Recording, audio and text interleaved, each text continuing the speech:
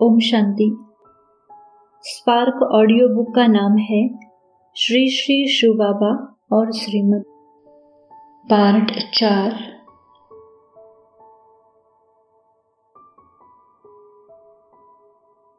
श्रीमत और मुक्ति, जीवन मुक्ति। श्रीमत और मोक्ष। परमात्मा अभी यथार्थ ज्ञान दिया है और बताया है कि मुक्ति, जीवन मुक्ति हर आत्मा का ईश्वरीय जन्मसिद्ध अधिकार है और हर आत्मा इस विश्व नाटक में अपने पार्ट के समय अनुसार मुक्ति, जीवन मुक्ति पाती है। अभी भी तुम मेरी मत पर चलकर अपने आत्मिक स्वरूप में स्थित रहो तो तुम अभी ही मुक्ति, जीवन मुक्ति का अनुभव करेंगे। परमात्मा सबका बाप है, इसलिए वह सबको मुक्ति, जीवन मुक्ति का वर्षा देते हैं। अभी बाप बना है तो उसका अनुभव भी अभी ही कराएगा। दुनिया में कुछ लोग मोक्ष की इच्छा रखते हैं। उनकी इच्छा का राज भी परमात्मा ने बताया है और यथार्थ क्या है उसकी भी श्रीमत दी है। जो इस विश्व नाटक की सत्यता को समझ लेगा वह कभी मोक्ष की इच्छा नहीं रखेगा।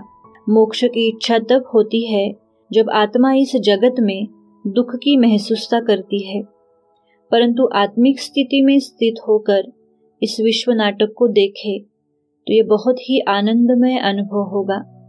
जिस व्यक्ति को कोई दुख न हो और न वह किसी को दुखी होता देखे तो कोई मोक्ष की इच्छा नहीं रखता है। इसलिए बाबा ने कहा, बच्चे देही अभिमानी बनो और इस विश्व का परम सुख अनुभव करो।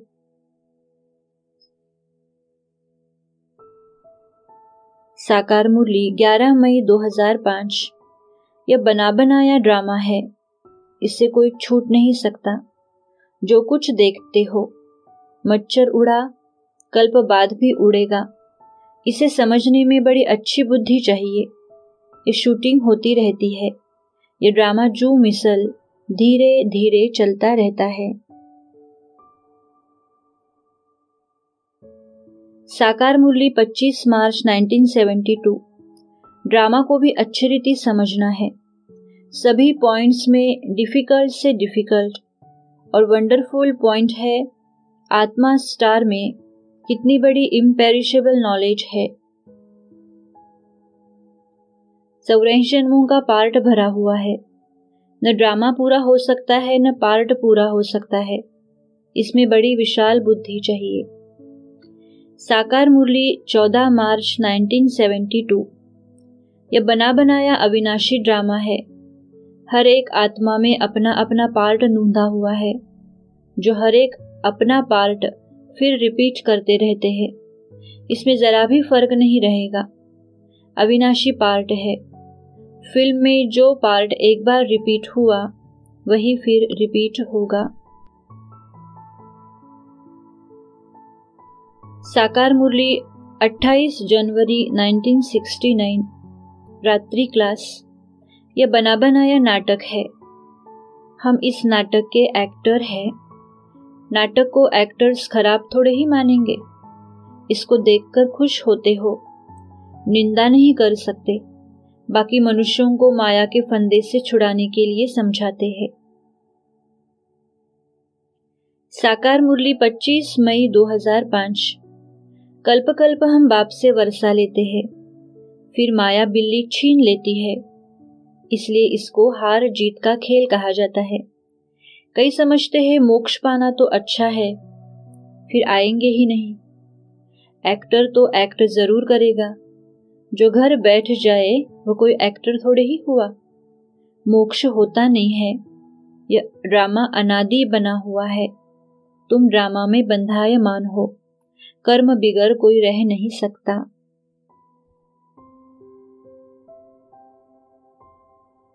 साकार मुरली 5 जुलाई 2005। ऐसे नहीं कि ड्रामा बना ही क्यों, यह तो अनादि ड्रामा है ना। चक्र में न आओ तो फिर दुनिया ही न रहे। 5000 साल बाद फिर ऐसे ही चक्र लगाएंगे। साकार मुरली 12 दिसंबर 2004। बच्चे इस ड्रामा में हर एक को अनादि पार्ट मिला हुआ है। मैं भी क्रिएटर, डायरेक्टर, प्रिंसिपल एक्टर हूँ, परंतु ड्रामा के पार्ट को हम कुछ चेंज नहीं कर सकते। परमात्मा तो खुद कहता है, मैं भी ड्रामा के अधीन हूँ, इसके बंधन में बांधा हुआ हूँ। साकार मुरली 4 अक्टूबर 2005। कोई बच्चे को विचार आता है, ये ड्रामा क्या है, ये नाटक रचा ही क्यों, इससे क्या फायदा, इससे तो छूट जाए तो अच्छा है, मोक्ष मिल जाए। बाप कहते हैं ये कभी हो नहीं सकता, मोक्ष के लिए कोशिश करना ही वेस्ट हो जाता है। आत्मा में अविनाशी पार्ट भरा हुआ है, इस ड्रामा के पार्ट से कोई छूट नहीं सकता।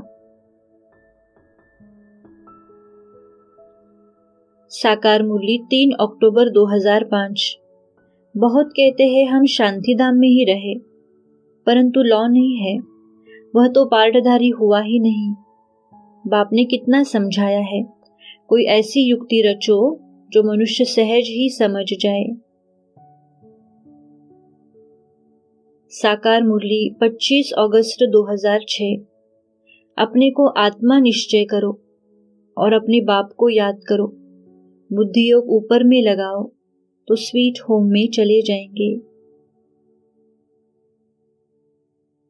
अव्यक्त मुरली 18 जनवरी 1997। बहुत काल से जीवन मुक्त स्थिति का अभ्यास बहुत काल जीवन मुक्त राज्य भाग्य का अधिकारी बनाएगा। जीवन मुक्त स्थिति वालों का प्रभाव जीवन बंध वाली आत्माओं का बंधन समाप्त करेगा। ये सेवा नहीं करनी है क्या? सब बंधनों में पहला है देह भान का बंधन, उससे मुक्त बनो। ब्रह्मा बाप ने आत्मा का पाठ आदि से कितना पक्का किया।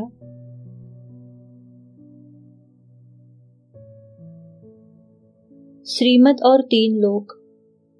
बाबा ने अभी हमको 3 लोकों का ज्ञान दिया है, जिससे हमको अपने घर परमधाम का भी पता पड़ा है। और ये विश्व एक नाटक है जहां हम घर से पार्ट बजाने के लिए आते हैं, यह भी पता पड़ा है। इसलिए बाबा सदा कहते, तुम अपने को यहाँ मेहमान समझो, मुसाफिर समझो, तो तुम्हारा यहाँ लगाव नहीं होगा। अपने को परमधाम निवासी समझकर मुझे परमधाम में याद करो। साकार मुरली 23 सितंबर 2004। अभी तुम बच्चों को मूल वतन से लेकर स्थूल वतन तक के सब राज समझाए हैं। मूल वतन का राज बाप के बिगर और कौन समझाएंगे। तुम औरों को भी आप समान बनाएंगे तो बहुत ऊंच पद पा सकते हो। अब बाप ने ऑर्डिनेंस निकाला है, काम महाशत्रु है, इस पर जीत पाने से तुम जगत जीत बन जाएंगे। साकार मुरली 11 सितंबर 2006। आत्माएं मूल वतन व ब्रह्म महत्त्व में निवास करती है।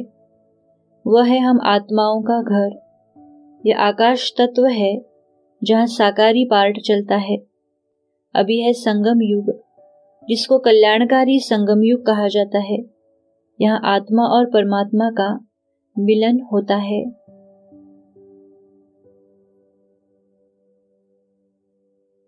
श्रीमत और पुरुषोत्तम संगम युग। बाबा ने इस विश्व नाटक का ज्ञान देकर संगम युग का महत्व बताया है और श्रीमत देते हैं कि इसके महत्व को जानकर इसका सुख अनुभव करो। यही इस जीवन की सफलता है, प्राप्ति है। संगम युग के लिए बाबा श्रीमत देते कि संगम युग के आगे पुरुषोत्तम शब्द अवश्य लिखो। ये पुरुषोत्तम संगम युग बहुत ही महत्वपूर्ण समय है। इस संगम युग पर ही सर्व प्रकार के ज्ञान के चरमोत्कर्ष का संगम होता है। अर्थात अभी आध्यात्मिक ज्ञान, विज्ञान के क्षेत्र में भौतिक विज्ञान, चिकित्सा विज्ञान आदि के ज्ञान का भी संगम है। आत्मा और परमात्मा का भी संगम है। स्थापना विनाश का भी संगम है। कल्प के दिन रात का भी संगम है। कल्प के आदि अंत का भी संगम है। स्वर्ग नरक का भी संगम है, देवताओं और आसुरों का भी संगम है, अर्थात दैवी और आसुरी संस्कारों का भी संगम है।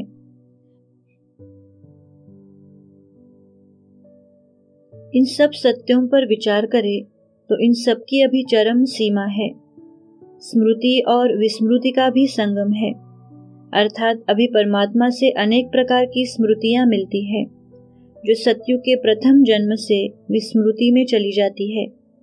विज्ञान के क्षेत्र में सर्व प्रकार की महत्वपूर्ण अनुसंधान इस संगम युग पर ही हुए हैं, जो ही सत्युग के निर्माण में काम में आती है, और वहां से ही समयांतर वह ज्ञान लोप होने लगता है, जो त्रेता के अंत और द्वापर के आदि के संगम युग तक पूरा ही लोप हो जाता है। ऐसे संगम युग के महत्व को बताते हुए बाबा ने इस संगम युग का एक एक सेकंड और इस संगम युगी जीवन का एक एक श्वास सफल कर सफलता मूर्त बनने के लिए अनेक प्रकार से श्रीमत दी है। अव्यक्त मुरली 16 जून 1972। संगम युग का असली संस्कार है जो सदा नॉलेज देता और लेता रहता है, उसको सदा ज्ञान स्मृति में रहेगा और वह सदा हर्षित रहेगा। अपने जन्म और समय के महत्व को जानो, तभी महान कर्तव्य कर सकेंगे। अव्यक्त मुरली 15 मार्च 1972। जितना त्याग करेंगे उतना ही भाग्य प्राप्त करेंगे, वर्तमान में भी और भविष्य में भी। ऐसे नहीं समझना कि संगम युग में सिर्फ त्याग करना है और भविष्य में भाग्य लेना है। ऐसे नहीं है। जो जितना त्याग करता है, जिस घड़ी त्याग करता है, उसी घड़ी जितना त्याग, उसके रिटर्न में उनको भाग्य जरूर प्राप्त होता है।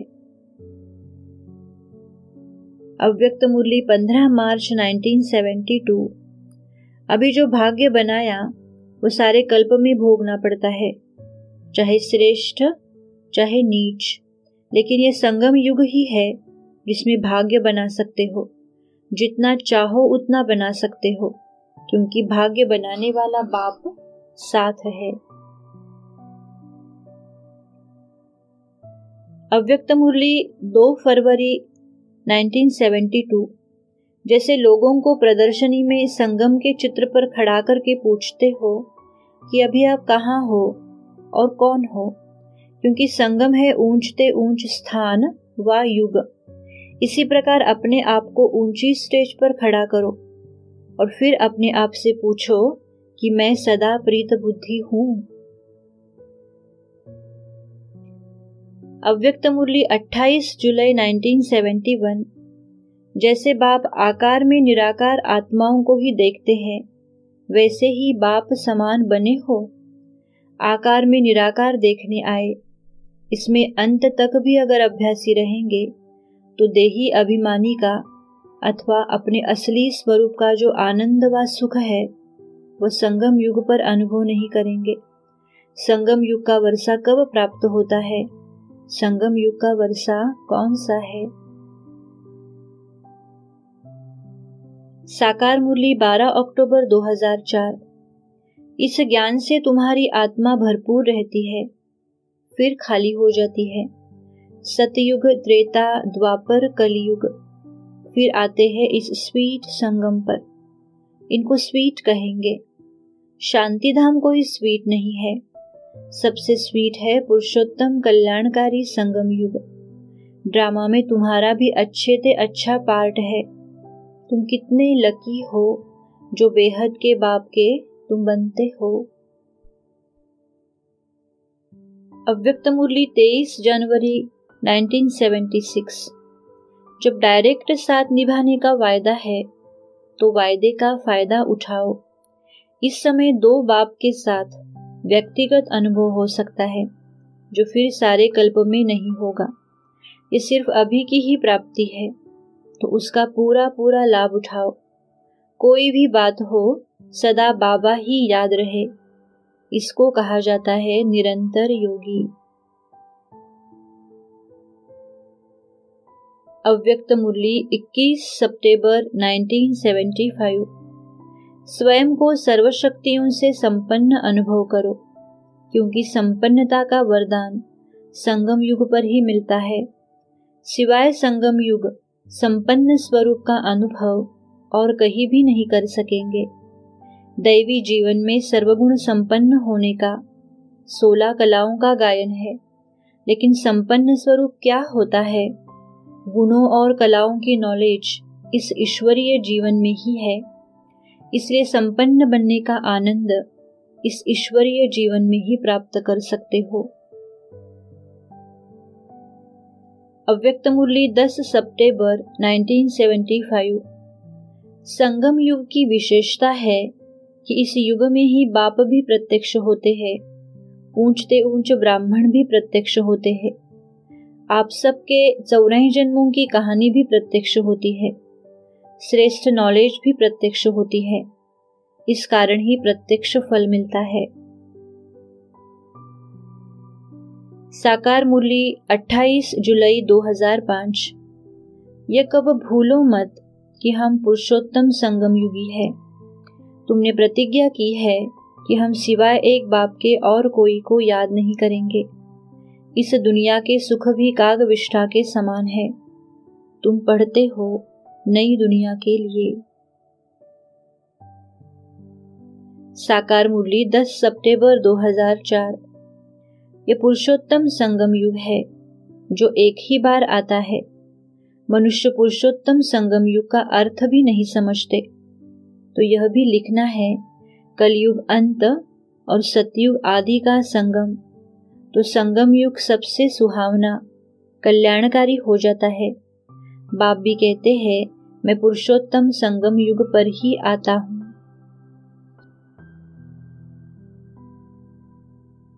तीस मई 1973। इस संगम युग को पुरुषोत्तम संगम युग व सर्वश्रेष्ठ युग क्यों कहते हो? क्योंकि आत्मा के हर प्रकार के धर्म की, राज्य की, श्रेष्ठ संस्कारों की, श्रेष्ठ संबंधों की और श्रेष्ठ गुणों की सर्वश्रेष्ठता अभी रिकॉर्ड के समान भरता जाता है। 84 जन्मों की चढ़ती कला और उतरती कला दोनों के संस्कार इस समय ही आत्मा में भरते हो। साकार मुरली 16 नवंबर 2005। तुम बच्चों को पहले पहले तो यह समझानी देनी है कि गीता का भगवान कौन। मैं अंत तक तुमको ज्ञान सुनाता रहूंगा। गीता का बहुत प्रभाव है, परंतु गीता ज्ञान दाता को भूल गए हैं। अव्यक्त मुरली 18 नवंबर 1993। पार्टी के साथ वर्तमान का फल भविष्य में मिलेगा। महत्व वर्तमान का है। संगम युग का 1 सेकंड और युगों के 1 वर्ष से भी ज्यादा है, तो इतना महत्व सदा याद रहता है। सदा याद रहे तो हर सेकंड परमात्मा दुआएं प्राप्त करते रहेंगे। साकार मुरली 10 अगस्त 2006। जीते जी मरना कहा ही उनको जाता है जो एडॉप्ट होते हैं। अभी ईश्वर ने तुमको एडॉप्ट किया है। पुरुषोत्तम मास में बहुत दान पुण्य आदि करते हैं। तुम इस पुरुषोत्तम युग में सर्वस्व स्वाहा कर लेते हो। सबसे दिल से ममत्व मिट जाए। अव्यक्त मुरली 18 फरवरी 1994। समय का भी महत्व याद रहे और स्वयं का भी महत्व याद रहे। संगम युग के समय को और जीवन को हीरे तुल्य कहा जाता है। अभी जमा करने का समय है। अभी के जमा के हिसाब से ही राज्य अधिकारी भी बनते हो और पूज्य भी बनते हो।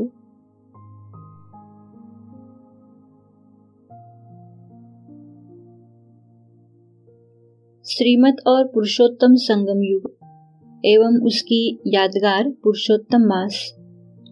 पुरुषोत्तम संगम युग कितना महान है और उसके महत्व को जानकर उसको सफल कैसे करें, उसके लिए बाबा ने अनेक प्रकार से श्रीमत दी है, जिसको पालन करने से हम महान बन सकते हैं। कल्प के इस पुरुषोत्तम संगम युग की यादगार में ही भारत में पुरुषोत्तम मास को सर्व मासों से श्रेष्ठ मास समझते हैं और उस मास में भक्ति, भावना, दान, पुण्य, त्याग, तपस्या, व्रत, नियम आदि विशेष करते हैं और उसका फल भी विशेष माना जाता है। भक्ति भावना वाली आत्माएं पुरुषोत्तम मास में विकार में जाना भी बड़ा पाप समझते हैं, इसलिए पवित्र रहते हैं। ये सब नियम, संयम, कर्म कांड इस पुरुषोत्तम संगम युग की ही यादगार है।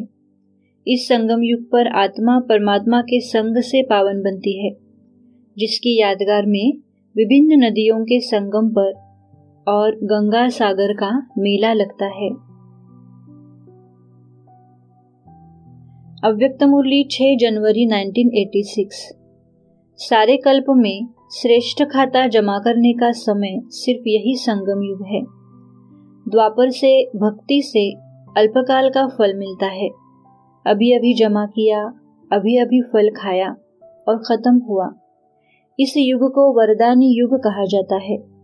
इस युग में स्नेह के कारण बाप भोले भंडारी बन जाते हैं, जो एक का पद्म गुणा फल देता है।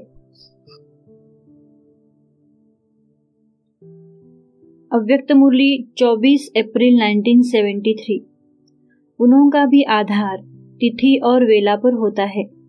वैसे ही यहाँ भी मरजीवा जन्म की तिथि, वेला और स्थिति है। आप लोग भी इन तीनों बातों तिथि, वेला और स्थिति को जानते हुए अपने संगम युग की प्रारब्ध व संगम युग की भविष्य स्थिति और भविष्य जन्म की प्रारब्ध को अपने आप भी जान सकते हो। अव्यक्त मुरली 24 अप्रैल 1973। बहुत समय का मतलब ये नहीं कि स्थूल तारीख हो, वो वर्षों के हिसाब से है, लेकिन जब से जन्म लिया तब से बहुत समय की लगन हो। अगर कोई 35 वर्ष के बदले 15 वर्ष से आ रहे हैं, लेकिन 15 वर्ष में बहुत समय पुरुषार्थ की सफलता में रहा है, तो उनकी गिनती जास्ती में आएगी। बहुत समय सफलता के आधार पर गिना जाता है। अव्यक्त मुरली 11 अप्रैल 1973। इसको कहेंगे चढ़ती कला का परिवर्तन। परिवर्तन तो द्वापर में भी होता है, परंतु वह है गिरती कला का परिवर्तन। अभी संगम पर है चढ़ती कला का परिवर्तन। साकार मुरली 3 दिसंबर 2004। अभी तुम हो पुरुषोत्तम संगम युग पर। तुम पुरुषोत्तम बन रहे हो। तुम बच्चों को बाप का नाम बाला करना है। तुम्हारा मुखड़ा सदैव हर्षित रहना चाहिए। मुख से सदैव रतन निकले। अभी तुम जो ज्ञान रतन लेते हो वे फिर सच्चे हीरे जवाहरात बन जाते हैं। ज्ञान रत्नों की माला इस पुरुषोत्तम संगम युग पर ही बनती है। अव्यक्त मुरली 19 जून 1970। तीनों लाइट्स का साक्षात्कार होगा तो अभी से ही अपना गायन सुनेंगे। द्वापर का गायन कोई बड़ी बात नहीं है, लेकिन ऐसे साक्षात्कार मूर्त और साक्षात मूर्त बनने से अभी ही अपना गायन सुनेंगे। आपके आगे आने से लाइट ही लाइट देखने में आए। साकार मुरली 10 अगस्त 2006। पुरुषोत्तम मास में दान पुण्य बहुत करते हैं। वास्तव में इस पुरुषोत्तम युग का बहुत मान है। तुमको कितनी खुशी और नशा होना चाहिए। अब तुमसे कोई पाप कर्म नहीं होना चाहिए, क्योंकि तुम पुरुषोत्तम बन रहे हो। श्रीमत और कल्पवृक्ष। परमात्मा आकर कल्पवृक्ष का भी ज्ञान देते हैं और इसकी कलम लगने का राज भी समझाते हैं, और हम कैसे कल्पवृक्ष की कलम लगाने में बाप के मददगार बने, उसके लिए भी श्रीमत देते हैं। साकार मुरली 13 सितंबर 2005। झाड़ के राज को भी समझना है। बाप ही आकर सारे कल्पवृक्ष का ज्ञान सुनाते हैं। इनकी भेंट फिर निराकारी झाड़ से होती है। बीज में झाड़ नहीं समाया हुआ है, लेकिन झाड़ का ज्ञान समाया हुआ है। झाड़ के पत्ते भी नंबरवार निकलेंगे। इसका बीज ऊपर में है, इसलिए इसको उल्टा वृक्ष कहा जाता है। साकार मुरली 13 सितंबर 2005। बच्चों को यह सारा राज बुद्धि में होना चाहिए कि हम कैसे पुनर्जन्म लेते हैं। तुम बच्चे ड्रामा के आदि मध्य अंत को जानते हो। सारे सृष्टि के मनुष्यों की चाल चलन का, सब धर्मों का तुमको ज्ञान है। साकार रिवाइज मुरली 30 सितंबर 2005। ड्रामा को न जानने के कारण मूंझे हुए है।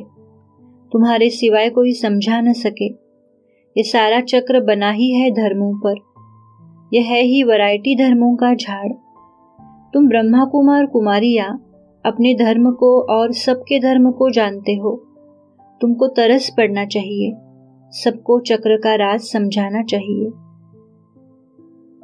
साकार रिवाइज मुरली 2 जून 2006।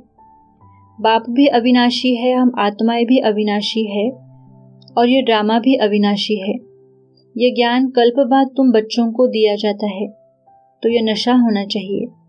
अभी मुझे इस सृष्टि रूपी झाड़ के आदि मध्य अंत का मालूम पड़ा है। साकार रिवाइज मुरली 6 अक्टूबर 2006। सतयुग दैवी राज्य में 9 लाख होंगे। कोई बोले इसका प्रूफ क्या है? बोलो, ये समझ की बात है कि सतयुग में झाड़ छोटा होगा। अब कितना बड़ा झाड़ हो गया है। यह अब विनाश होना है।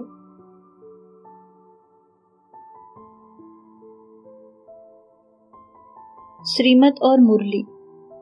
बाबा की मुरली अनेक रत्नों की खान है। ब्राह्मण जीवन की सफलता का आधार है। ब्राह्मणों के जीवन के लिए जीय दान है। मानव जीवन की सफलता और चढ़ती कला का आधार एक परमात्मा ही है और उसके द्वारा दी गई मत ही है। उस मत को ही श्रीमत कहा जाता है जो बाबा ने मुरली में दी हुई है। साकार रिवाइज मुरली 29 जुलाई 2004। मुरली मिस कर देते हैं। बाप कहते हैं, कितनी गुह्य गुह्य बातें तुमको सुनाता हूँ, जो सुनकर धारण करना है। धारणा नहीं होगी तो कच्चे रह जाएंगे। बहुत बच्चे भी विचार सागर मंथन कर अच्छे अच्छे पॉइंट सुनाते हैं। तुमको तो अथाह खुशी होनी चाहिए। साकार रिवाइज मुरली 20 अक्टूबर 2004। बाप को जादूगर भी कहते हैं। गाया हुआ है, मुरली तेरी में जादू, मनुष्य से देवता बन जाते हैं। गायन है, मनुष्य से देवता किए करत न लागी वार। अव्यक्त मुरली 27 मार्च 1986। जहाँ लगन होती है वहाँ कोई विघ्न ठहर नहीं सकते, स्वतः ही समाप्त हो जाते हैं। पढ़ाई से प्रीत, मुरली से प्रीत वाले विघ्नों को सहज पार कर लेते हैं। एक मुरली से प्यार, पढ़ाई से प्यार और परिवार का प्यार कीला बन जाता है। कीले में रहने वाले सेफ हो जाते हैं। अव्यक्त मुरली 23 अक्टूबर 1975। मुरली है लाठी। इस लाठी के आधार से कोई कमी भी होगी तो वो भर जाएगी। यह आधार ही अपने घर तक और अपने राज्य तक पहुंचाएगा, लेकिन लक्ष्य से, नियम पूर्वक नहीं। मुरलीधर से स्नेह की निशानी मुरली है। जितना मुरली से स्नेह है उतना ही समझो मुरलीधर से भी स्नेह है। सच्चे ब्राह्मण की परख मुरली से होगी। अव्यक्त मुरली 24 जून 1972। लाइट, माइट और डिवाइन इंसाइट तीनों कायम रहे। उसके लिए मुख्य किस बात का अटेंशन चाहिए? जो एक दिन भी रिवाइज कोर्स की मुरली मिस नहीं करते वे हाथ उठाओ। भले जान चुके हो, लेकिन अभी बहुत कुछ जानने को रह गया है। जो अच्छी रीति से रिवाइज कोर्स को रिवाइज करते हैं वे स्वयं भी ऐसा अनुभव करते हैं। अव्यक्त मुरली 11 जुलाई 1974। एक कंप्लेंट है, व्यर्थ संकल्प बहुत आते हैं। दूसरी मुख्य कंप्लेंट है, वृत्ति और दृष्टि चंचल होती है। ये दोनों कंप्लेंट्स तब तक है जब तक रोज की मुरली द्वारा जो डायरेक्शंस मिलते रहते हैं उन डायरेक्शंस को अर्थात मुरली को ध्यान से सुनकर और धारण नहीं करते हैं। अगर सारा समय ज्ञान रत्नों से खेलने में, वो ज्ञान खजाने को देखने में, सुमिरण करने में बुद्धि को बिजी रखो तो क्या व्यर्थ संकल्प आ सकते हैं? अव्यक्त मुरली 28 अप्रैल 1974। ब्राह्मण जीवन के जी दान का आधार कौन सा है? मुरली। पढ़ाई का भी आधार है मुरली। जितना स्नेह जी दान से होगा उतना ही स्नेह जीवन दाता से होगा। ऐसा स्नेही अन्य आत्माओं को भी सदा स्नेही व निर्विघ्न बना सकेंगे। अव्यक्त मुरली 28 अप्रैल 1974। आपस में ज्ञान चर्चा करना ये ब्राह्मणों का कर्तव्य है। जिस बात में जिसकी जो लगन होती है उसके लिए समय की कमी कभी नहीं हो सकती। तो इन दो बातों पर ध्यान रखो, एक तो प्योरिटी और दूसरा जीय दान का महत्व।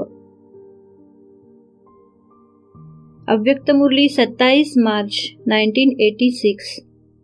जिन्हों की पढ़ाई से प्रीत है वे सदा शक्तिशाली रहते हैं। बाप से प्रीति अर्थात मुरलीधर से प्रीति। मुरलीधर से प्रीति माना मुरली से प्रीति। पढ़ाई से प्रीति, मुरली से प्रीति वाले विघ्नों को सहज पार कर लेते हैं। अव्यक्त मुरली 31 दिसंबर 92। ब्रह्मा बाप का सबसे ज्यादा प्यार मुरली से रहा ना, तब तो मुरलीधर बना। मुरली से प्यार रहा तभी भविष्य में श्री कृष्ण के रूप में भी मुरली की निशानी दिखाते हैं। तो जिससे बाप का प्यार रहा उससे प्यार रहना ही प्यार की निशानी है। अव्यक्त मुरली 10 दिसंबर 92। स्थूल धन से साधारण हो लेकिन ज्ञान धन से साहूकार हो। मुरली मिस करते तो फॉलो फादर नहीं हुए ना। ब्रह्मा बाप ने एक दिन भी मुरली मिस नहीं की। अव्यक्त मुरली 7 मार्च 93।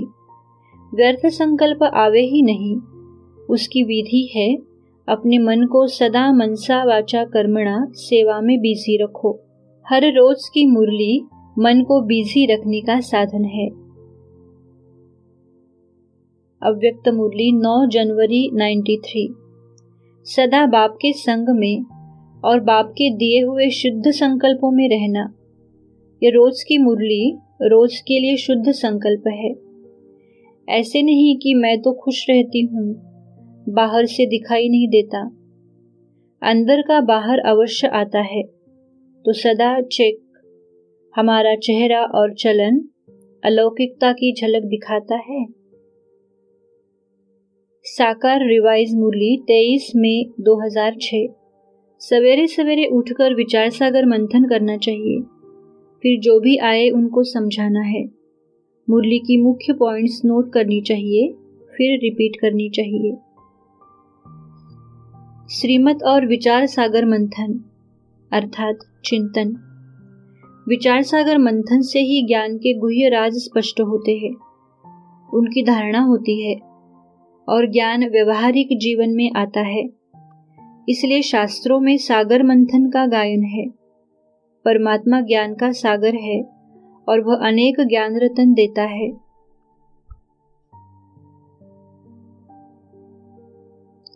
उनका सुख अनुभव करने के लिए उन पर विचार करना अति आवश्यक है। विचार सागर मंथन करने से ही ज्ञान व्यवहारिक जीवन में आता है। दूसरों को भी उसकी सत्यता स्पष्ट करने की शक्ति आती है।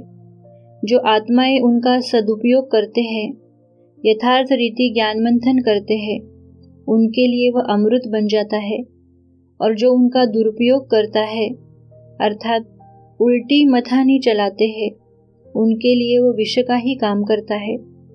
बाप का बनकर उनकी श्रीमत का उल्लंघन कर यज्ञ की मर्यादा का उल्लंघन करता है, उसके लिए यह अमृत भी विष बन जाता है और वह दोनों जहान के सुखों से वंचित रह जाता है। वे दुनिया के साधारण मनुष्यों से भी अधिक गिर जाते हैं।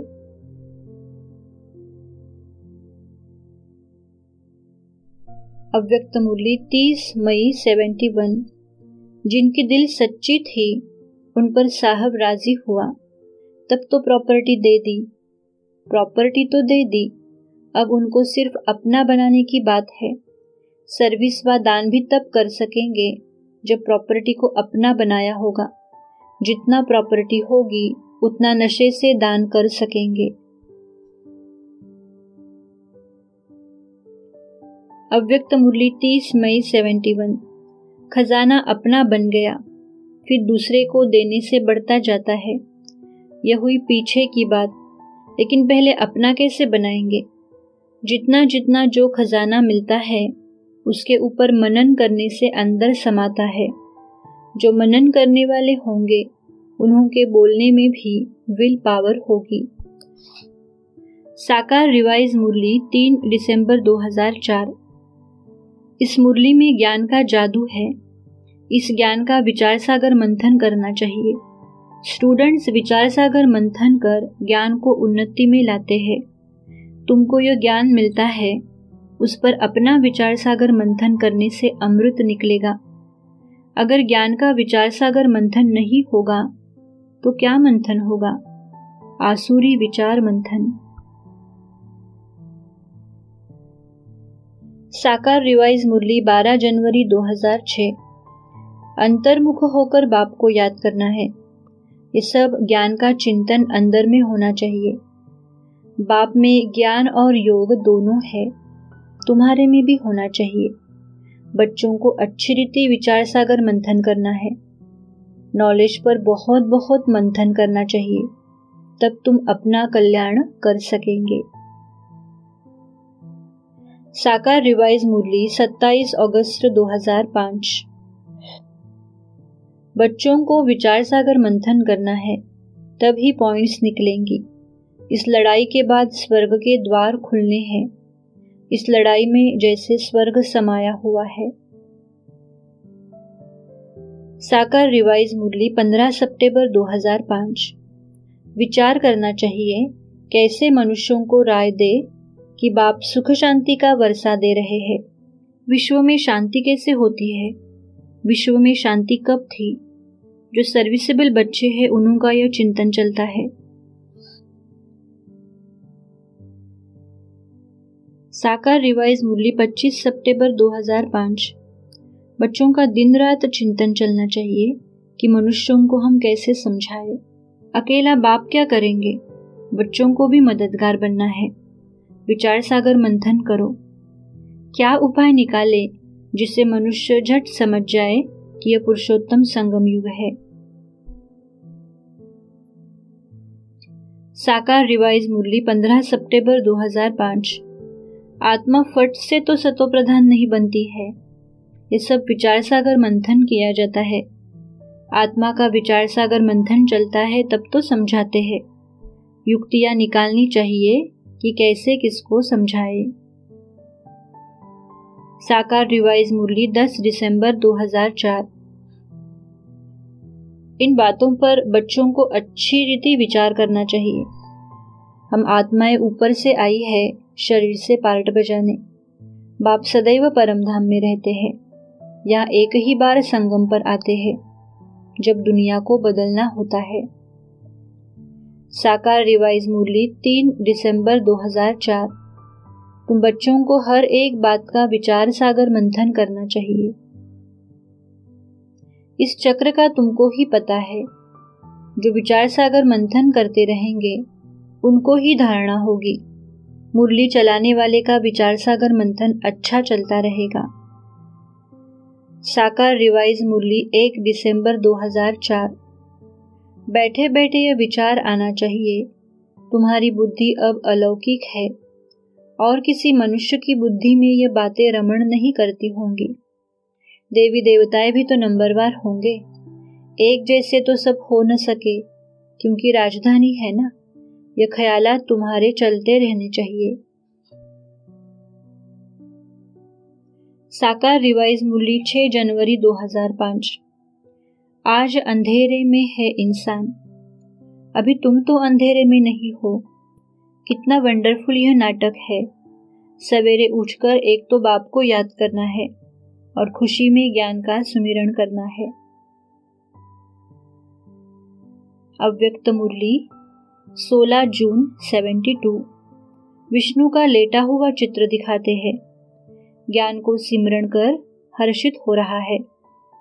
नर और नारी दोनों ही जो ज्ञान को सिमरण करते हैं वे ऐसे हर्षित रहते हैं। जो जितना ही ज्ञान को सिमरण करते हैं वे उतना ही हर्षित रहते हैं। व्यर्थ सिमरण होता है तो ज्ञान का सिमरण नहीं होता।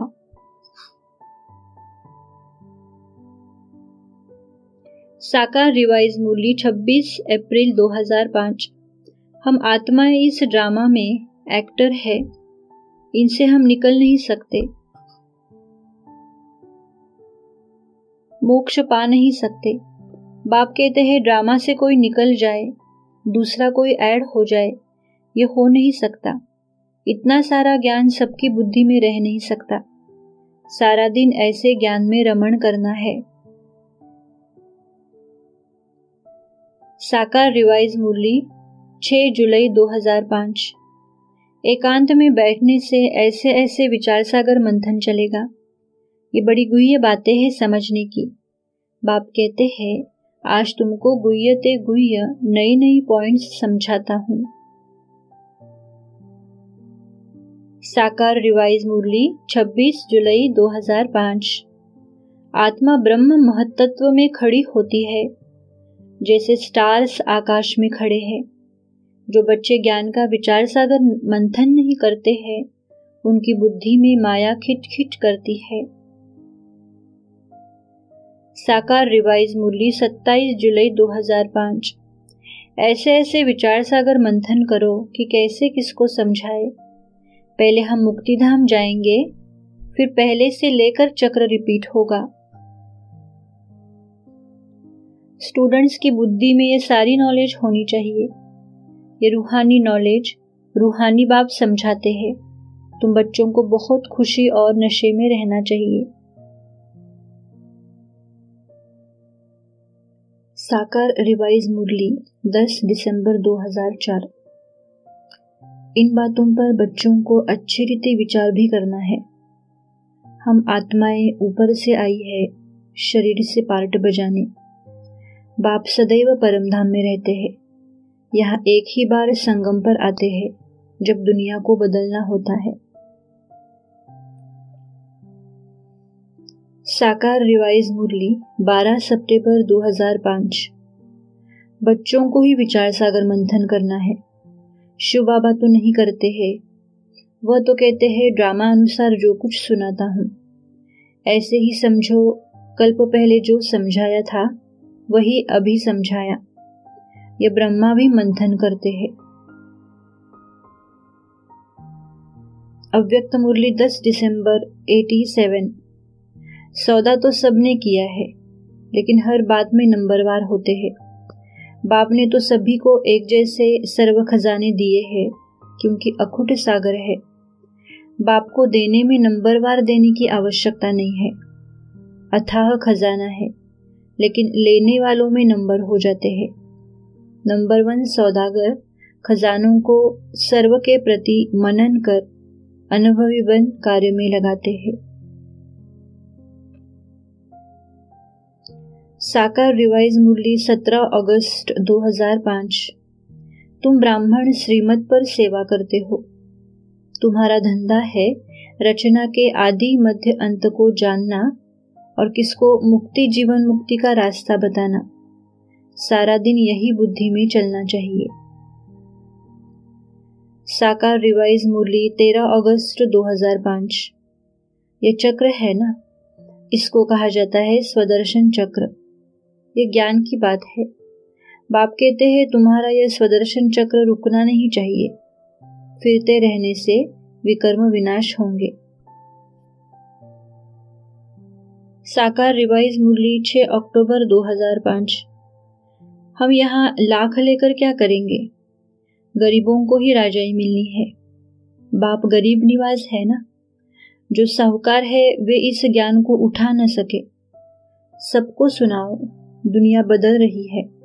बाप से वर्षा मिल रहा है, कल्प पहले मुआफिक। बच्चों को विचार सागर मंथन करना है, कैसे सर्विस को अमल में लाए।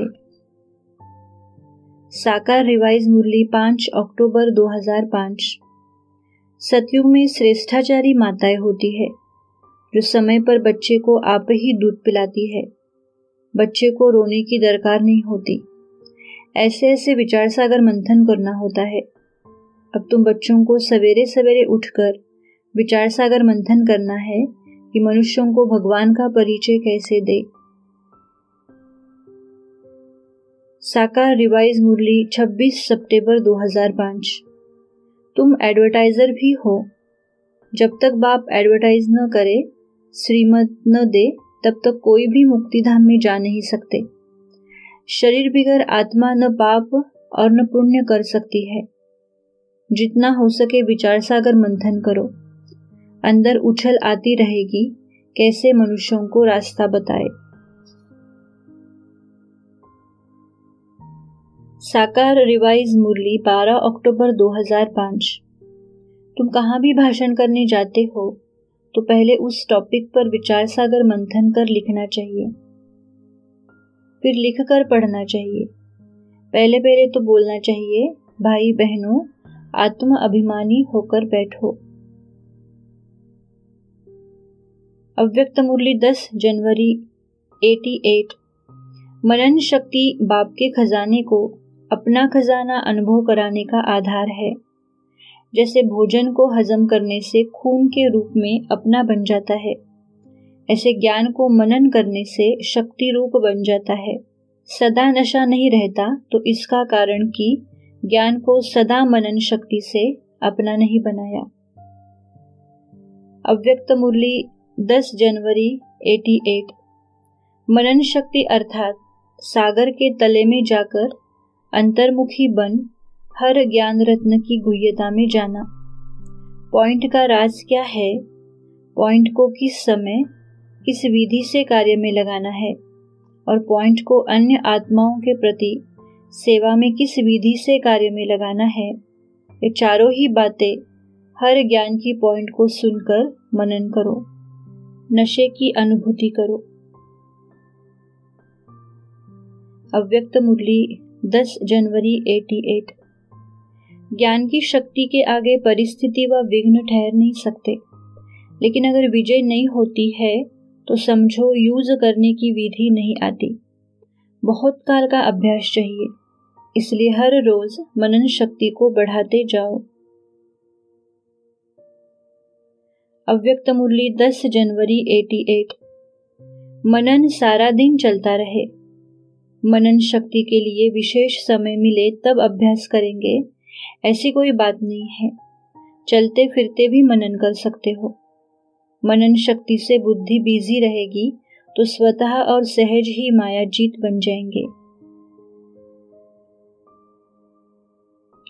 साकार रिवाइज मुरली 22 नवंबर 2005। ये सब बातें नोट करने के बिगर याद नहीं रह सकती है। स्टूडेंट्स की बुद्धि में सदैव नॉलेज मंथन होती है। ऊंच से ऊंच बाप ही यह रूहानी नॉलेज देते हैं। ये नॉलेज बच्चों की बुद्धि में है, परंतु औरों को भी यथार्थ रीति समझाए और इस ईश्वरीय धंधे में लग जाए। साकार रिवाइज मुरली 26 अप्रैल 2006। बच्चे विचार करो, हम किसके आगे बैठे हैं। इतना पुरुषार्थ करो जो कर्म करते कम से कम 8 घंटा बाप की याद में रहो। सिर पर विकर्मों का बहुत बोझा है, इसलिए सवेरे उठकर बाप को याद करो। साकार रिवाइज मुरली 17 अप्रैल 2006। हर एक बात में विचार सागर मंथन करना है, अपनी बुद्धि चलानी है। बाप सतोप्रधान बनाते हैं तो उनकी मत पर चलना पड़े ना। साकार रिवाइज मुरली 26 जनवरी 2006। बीज को देखने से झाड़ सेकंड में याद आ जाता है कि यह बीज फलाने झाड़ का है। इस मनुष्य सृष्टि रूपी झाड़ का सारा राज बाप ने समझाया है। तुम 84 के चक्र में कैसे आते हो, ये अच्छी रीति नोट करो, फिर इस पर विचार करो। एक एक बात अच्छी रीति समझाओ। साकार रिवाइज मुरली 28 जनवरी 2006। तुमको ज्ञान मिलता है, उस पर विचार सागर मंथन करने से अमृत मिलेगा। दैवी गुण भी ज्ञान से धारण होते हैं। बच्चों को हर बात में विचार सागर मंथन करना चाहिए। जो विचार सागर मंथन करते होंगे उनको धारणा भी अच्छी होगी। साकार रिवाइज मुरली 8 जुलाई 2006। ऐसे अपने से बातें करनी है। हम 84 जन्म कैसे लेते हैं, विचार सागर मंथन करना चाहिए। हम शिव बाबा से ब्रह्मा द्वारा वर्षा लेते हैं, यह याद रखना चाहिए। पढ़ना है और फिर पढ़ाना है। साकार रिवाइज मुरली 23 जून 2006। अभी तुमको ईश्वर की मत मिलती है। ईश्वरीय मत की रिजल्ट 21 जन्म चलती है, फिर आधा कल्प माया की मत पर चलते हैं। सवेरे में बैठकर विचार सागर मंथन करना है।